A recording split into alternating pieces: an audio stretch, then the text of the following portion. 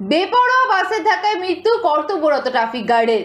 জানা গিয়েছে হাওড়ার কোনা এক্সপ্রেসওয়েতে ডিউটি করছিলেন ট্রাফিক গার্ড সচিন রজক।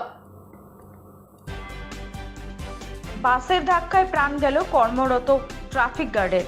হাওড়ার কোনা এক্সপ্রেসওয়েতে ডিউটি করছিলেন তিনি। নাম সচিন রজক।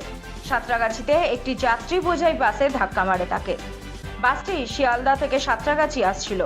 ট্রাফিক গার্ডকে হাসপাতালে নিয়ে গেলে মৃত বলে ঘোষণা করেন চিকিৎসকরা। বাস ও চালককে আটক করেছে পুলিশ।